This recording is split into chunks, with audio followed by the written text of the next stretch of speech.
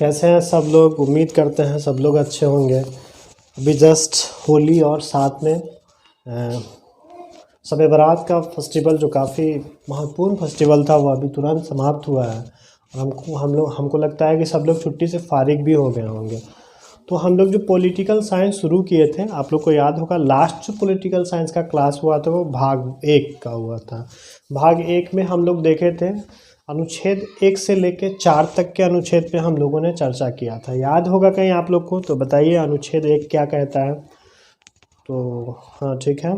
हाँ, अनुच्छेद 1 कहता है कि भारत राज्यों का संघ है। यूनियन है या फेडरेशन है? तो यूनियन है, ये अनुच्छेद 1 कहता है। फिर दूसरा था अनुच्छेद 2। आपको याद होगा, आपको बताया गया था कि अनुच्छेद 2 कहता है कि भारत किसी भी विदेशी राज्य को अपने देश में क्या कर सकता है, मिलाने का काम कर सकता है, भारत के संसद। ठीक है। अनुच्छेद 3 उसके बाद बताए थे आप लोग को। अनुच्छेद 3 आपको बताए थे कि अनुच्छेद 3 कहता है कि भारतीय संसद किसी भी राज्य का सीमा को बदल सकता है, उसका नाम को बदल सकता है ना, या फिर राज्यों का अलग अलग बंटवारा भी कर सकता है अन्य राज्यों में। अनुच्छेद 3 के हिसाब से ये हम लोग बढ़े थे। अनुच्छेद 4 कहा था कि अनुच्छेद 2 और 3 यानी कोई देश जो विदेशी है उसको भारत में मिलाना है और फिर किसी राज्य को हम लोग अन्य राज्यों में बांटना है, तो फिर राष्ट्रपति उसमें कोई हस्तक्षेप नहीं कर सकता है। तो लास्ट हम लोग का यही लास्ट क्लास हुआ था। अब हम लोग को आगे जानना है कि आखिर भारत जो है वो अखंड भारत था, कितना बड़ा भारत था, उसमें कौन कौन सा देश था, कब कब देश सब अलग हुआ, उसके बाद आज़ादी के बाद भारत के राज्यों का जो गठन हुआ वो किस आधार पे हुआ, भाषा के आधार पे सबसे पहला राज्य कौन बना, और वर्तमान दृष्टिकोण में वर्तमान भारत में कई राज्य हैं। इन सभी चीज़ों पे आज हम लोग को चर्चा करना है। तो अखंड भारत आप समझ लीजिए, अखंड भारत आज का टॉपिक है हमारा। अखंड भारत यानी वह भारत जिसके अंतर्गत अफगानिस्तान,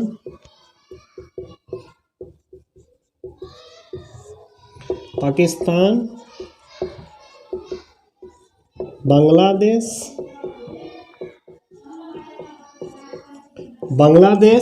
है ना, उसके बाद आपका जो है म्यांमार जिसको वर्मा के नाम से भी हम लोग जानते हैं, ये सब मिलाकर के जो एक देश था उसी को कहा जाता था अखंड भारत। यानी आप समझ लीजिए कि अखंड भारत के अंतर्गत अफगानिस्तान भी था, पाकिस्तान भी था, बांग्लादेश भी था, म्यांमार भी था, ये सब मिलाकर के एक अखंड भारत था। सबसे पहले भारत से जो अलग हुआ वो हमारा अफगानिस्तान था। कौन अलग हुआ? अफगानिस्तान अलग हुआ था सबसे पहले। ये आपको अलग हुआ है 1893 में। भारत से जो सबसे पहला अलग होने वाला देश था उसका नाम था अफगानिस्तान, जिसकी राजधानी कहाँ है? काबुल है। ठीक है, आप लोगों को पता ही होगा। और ये जो भारत से अलग हुआ तो एक लाइन दोनों के बीच में खींचा गया, एक लाइन। ठीक है, उस लाइन का नाम जो था वो था डूरंड लाइन। ये अफगानिस्तान और इधर भारत, और इसके बीच में एक लाइन जो खींचा गया उसका नाम था डूरंड लाइन। क्या नाम था? Durand line. तो आपसे ये प्रश्न पूछ सकता है कि भारत और अफगानिस्तान को अलग करने वाला जो लाइन है उसका क्या नाम है? तो ये आप आंसर बोलिएगा डूरंड लाइन। ठीक है, और ये कब अलग हुआ था भारत से? तो 1893 यानी 1893 में अलग हुआ था। ठीक है, दूसरा जो भारत से अलग राज्य हुआ उसका नाम था म्यांमार। क्या नाम था? म्यांमार। क्या नाम था? म्यांमार, या इसी को हम लोग म्यांमार या वर्मा के नाम से भी हम लोग जानते हैं। तो ये कब अलग हुआ था? ये आपको अलग हुआ था सन 1935 में। कब हुआ था? 1935 में। 1935 में भारत से म्यांमार अलग हो गया था। आपको याद है कि बिहार से जो है उड़ीसा कब अलग हुआ था? आपको पिछले क्लास में हम बताए थे उड़ीसा का अलग होना। बताइए कोई आदमी। 1936 में। कब अलग हुआ था? तो ठीक 1935 में जो है, जिस साल भारत अधिनियम आया था उसी साल 1935 में म्यांमार भारत से क्या हुआ था? अलग हुआ था। उसके बाद जिस समय आप जानते हैं कि अंग्रेज़ों का शासन होता था अपने यहाँ अपने देश में, और उस समय जो है भारत से अलग हुआ एक देश जिसका नाम था पाकिस्तान। ये अलग हुआ 15 अगस्त 1947 को। कब अलग हुआ? 15 अगस्त 1947 को। और आपको पता होगा कि ये किन दो लाइनों से अलग है? इसके बीच का जो सीमा रेखा है उसको कहा जाता है रेड क्लिफ लाइन। क्या नाम था इसका? Red Cliff line. भारत और पाकिस्तान को अलग करने वाले लाइन का नाम था रेड क्लिफ लाइन। और आपको पता होगा कि इस पाकिस्तान से जो है 1971 में, मुमकिन 1971 में ये पाकिस्तान से बांग्लादेश अलग हुआ था।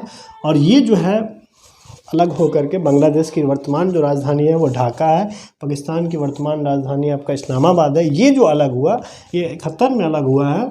और ये जो है भारत के साथ जो लाइन, भारत और बांग्लादेश के बीच का जो लाइन है वो आपका जीरो लाइन है। क्या नाम है उस लाइन का, क्या नाम है, जीरो लाइन।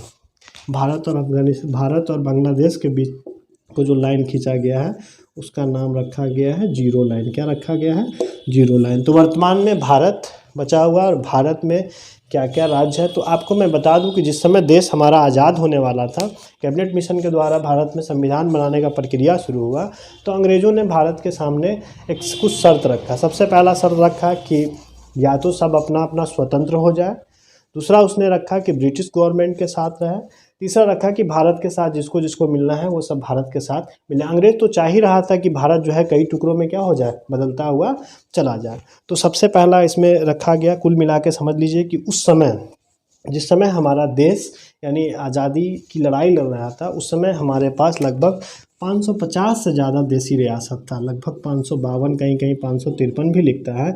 ये आप समझ लीजिए कि बहुत टुकड़ा में बटा हुआ था, ये कई टुकड़ा में ये बटा हुआ था। ठीक है, इसके साथ 3 तरह का ऑप्शन रखा गया कि कुछ जो है भारत के साथ मिल जाए, कुछ ऑप्शन रखा गया कि वह अपना स्वायत्त अपना राज्य बना ले, कुछ जो है कहा गया कि वह पाकिस्तान के साथ, दिगर इस तरह का व्यवस्था उसमें रखा गया। 3 तरह का इंतजाम। ये 552, कहीं कहीं 553 भी देसी रियासत लिखता है। आप समझ लीजिए कि ये संपूर्ण भारत को एक करने का कोशिश करने का काम किया गया। इसमें सब तो मिल गया लगभग, कुछ राज्य ऐसा था जो कि इसमें नहीं मिलना चाह रहा था, ना भारत में मिलना चाह रहा था ना पाकिस्तान में। उसमें सबसे पहला जो राज्य था उसका नाम था कश्मीर। कश्मीर जहाँ के राजा हुआ करते थे, वो तो कश्मीर जो है उस समय मुस्लिम बहुल इलाका था, लेकिन यहाँ के राजा हुआ करते थे हरी सिंह। क्या नाम था उसका, हरी सिंह राजा हुआ करते थे। ये हरी सिंह जो है कहा कि हम ना भारत में मिलेंगे और ना पाकिस्तान में मिलेंगे। ये खुद चाह रहा था कि हम अपना एक अलग राज्य बना करके, हमारा पूरा व्यवस्था जो है हमारा अलग रहेगा, हम किसी में मिलने उलने का काम नहीं करेंगे, हरी सिंह। तो अंग्रेज भी तो चाह रहा था कि भारत जो है कई टुकड़ा में बटे, वह तो चाह ही रहा था कि भारत जो है आज़ाद हो, लेकिन कई टुकड़ा में बट जाए ताकि इसका शक्ति जो है वो काफ़ी कमज़ोर हो जाए। तो हरी सिंह भाई साहब कहें कि हमको नहीं मिलना है। कई बार जो है लॉर्ड माउंटबेटन भी कोशिश किया कि इसके साथ मिल जाए, भारत के साथ। यहाँ के जो भी उस समय के प्रमुख नेता सब थे, जवाहरलाल नेहरू, वल्लभ भाई पटेल, दिगर जो लोग भी थे, सब लोग कोशिश किया कि इसको क्या किया जाए, कश्मीर को भारत में मिला लिया जाए, भारत का हिस्सा, अभिन्न हिस्सा इसको क्या कर लिया जाए, बना ले। लेकिन राजा हरी सिंह जो था, हरी, ये बात ही नहीं सुन रहा था। ये हरिया जो है अपने जीत पर अड़ा हुआ था कि नहीं, हमको क्या करना है, हमको न इसमें मिलना है न उसमें मिलना है, हमारा एक स्वतंत्र राज्य होगा। ठीक है, तो किया क्या, पाकिस्तान शुरू से ही चुट्टा है। ये जो है इसके पास है बहुत कुछ नहीं, लेकिन क्या करता है कि यह अपने आप को बहुत दिखाने का कोशिश करता है। जस्ट लाइक समझिए ना, एक कहावत है कि अदगल गगरी छल कर जाए। तो इसके पास शक्ति बहुत नहीं है, लेकिन यह सबके सामने शो करता है कि हमारे पास बहुत शक्ति है, हमारे पास बहुत पावरफुल है। तो ये क्या किया, कुछ आतंकवादी को लेकर के, यानी कुछ अपना आतंकवादी संगठन को लेकर के इस पर आक्रमण कर दिया कश्मीर पे। ठीक है, कश्मीर पे जब आक्रमण किया तो हरी सिंह, अब राजा हरी सिंह घबरा गया। अब कहा कि भाई तो हमको लूट मार के एकदम मार मुड़ के हमको बराबर कर देगा। हुआ क्या कि पाकिस्तान आक्रमण किया और लगभग इसका 30% क्षेत्र पर, कश्मीर के 30% क्षेत्र पे क्या किया, उसने कब्जा कर लिया, जिसको हम लोग POK के नाम से जानते हैं। किस नाम से जानते हैं, POK उसी को कहा जाता है। ठीक है, ये 30% एरिया पे जिस पे क्या किया, उसने कब्जा कर लिया। अब जो है हरिया थोड़ा गड़बड़ा गया, घबरा गया, करे तो करे क्या। तुरंत फ़ौरन जो है भारत की तरफ खबर भेजता है कि अब हमको क्या करना है, आपके साथ मिलना है। ठीक है, तो भारत भी तो चाह ही रहा था कश्मीर हमारा हो जाए। तो ये जो है मिलने से पहले बहुत सारा शर्त रखा है इसके साथ, हमारा अपना संविधान होगा, हमारा अलग सारा व्यवस्था होगा, हम सब बात आपका नहीं मानेगा, हमको जो है हमेशा विशेष राज्य के दर्जा में रखना होगा। तो इसीलिए संविधान में 370 का गठन किया गया था। आप लोग जानते होइएगा, बीच में जो है 370 खत्म हुआ, 370 खत्म हुआ, 370 खत्म हुआ, जो चल रहा था। तो यही 370 गठन करके और इसको मिला लिया गया। लेकिन जब तक पाकिस्तान का जो है कश्मीर के लगभग 30% भाग पे कब्जा कर लिया, और आज भी पाकिस्तान क्या किया हुआ है, उस 30% भाग पर कब्जा किया हुआ है, जिसको हम लोग POK के नाम से जानते हैं। ठीक है, फिर देखिए आगे फिर किस तरह से और भी कुछ राज्य सब था, इसको क्या कर लिया गया, भारत में मिला लिया गया, कश्मीर हमारा मिल गया। इसी तरह से एक राज्य था जूनागढ़, क्या नाम था उसका, जूनागढ़। उस राज्य का नाम क्या था आपका, जूनागढ़। हैदराबाद में एक राज्य था जूनागढ़। अब देखिए 552-53 जो रियासत बचा हुआ था, ये सब जो है धीरे धीरे भारत का अभिन्न राज्य बनता चला गया। जिसको पाकिस्तान में जाना था वो पाकिस्तान में चला गया। अब क्या हुआ, 3 ऐसा राज्य था भारत का जो कि न भारत में मिलना चाह रहा था, ना पाकिस्तान, सॉरी, जो कुछ जो है पाकिस्तान में मिलना चाह रहा था और कुछ अपने आप को स्वतंत्र रहना चाह रहा था। इसमें एक सबसे महत्वपूर्ण था जूनागढ़। जूनागढ़ जो है गुजरात में एक एरिया था, जूनागढ़ में जो है गुजरात का एक रियासत था। वो जो है कह रहा था कि हम पाकिस्तान में मिलेंगे। किस में मिलेंगे, पाकिस्तान में। आपको मैं बता दूं कि ये वल्लभ भाई पटेल जो है, इसको लौह पुरुष कहा जाता है भारत का। ये बहुत खतरनाक आदमी था। ये कहा कि भाई कैसे हो सकता है, ऐसा तो नहीं संभव है। तो इसने क्या किया कि जनमत संग्रह करवाया कि भाई कितने लोग जो है पाकिस्तान में जाना चाहते हैं और कितने लोग भारत में रहना चाहते हैं। तो अधिकतर लोगों ने क्या किया कि ऑप्शन दिया कि हमको कहाँ रहना है, भारत में रहना है। तो गुजरात को जनमत संग्रह के द्वारा, किस मत के द्वारा, जनमत संग्रह के द्वारा क्या किया गया, इसको भारत में मिलाने का काम किया। इस वल्लभ भाई पटेल का इसमें काफ़ी योगदान था। दूसरा वहाँ का एक रियासत था जिसका नाम था हैदराबाद।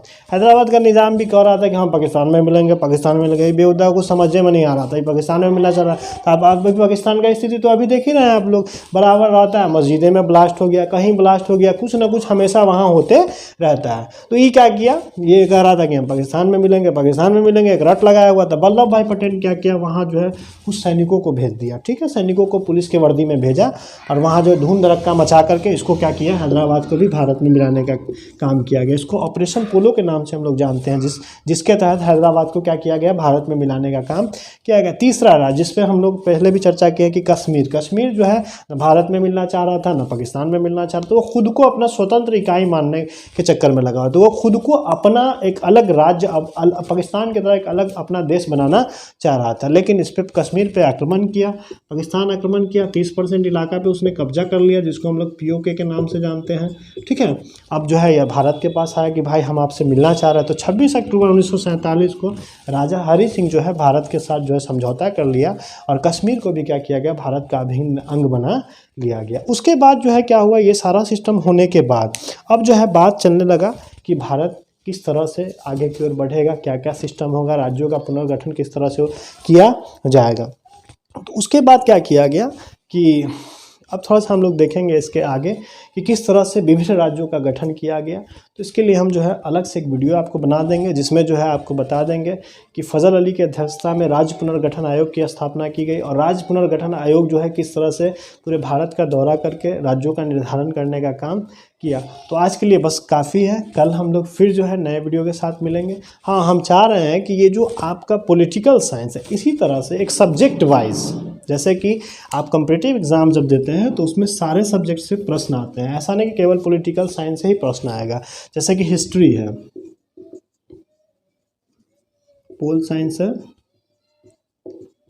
ज्योग्राफी है, इकोनॉमिक्स है, उसी तरह से फिर फिजिक्स है, केमिस्ट्री है और ये बायोलॉजी है। तो ये सारे सब्जेक्ट आपको क्या करना होगा, बारी बारी से सही से पढ़ना पड़ेगा। तो हम चाह रहे हैं कि इन सबको जो है बारी बारी से एक रूटीन बना करके आप लोग के बीच में क्या करें, हम प्रस्तुत करें।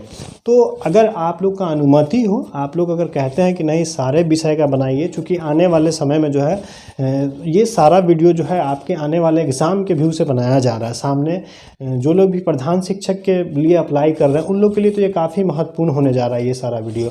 तो इसमें हिस्ट्री का भी हम वीडियो बनाएंगे, पॉलिटिकल साइंस का भी, ज्योग्राफी का भी। अभी जो है हम क्या कर रहे हैं, ये सभी का जो है सिलेबस को अध्ययन कर रहे हैं कि आगे किन किन सिलेबसों से क्वेश्चन आना है उसमें।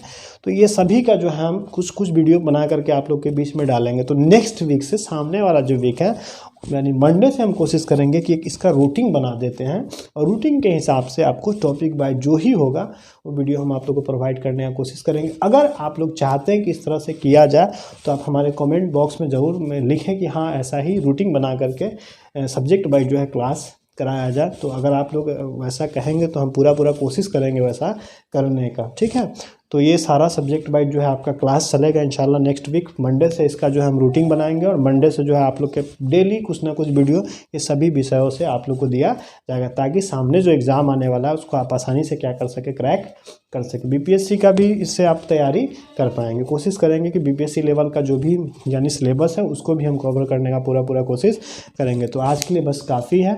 आप लोग क्या करेंगे, हाँ थोड़ा सा आप लोग क्या करेंगे, हमारे चैनल जो है फैस्ट ट्यूटोरियल जो है उसको क्या करें, ज़्यादा से ज़्यादा शेयर करें, लोगों को सब्सक्राइब करने के लिए मोटिवेट करें, और इंशाल्लाह आपको नए वीडियो से हमेशा रूबरू होने का मौका मिलेगा। ठीक है, तो आज के लिए काफ़ी है। Thank you.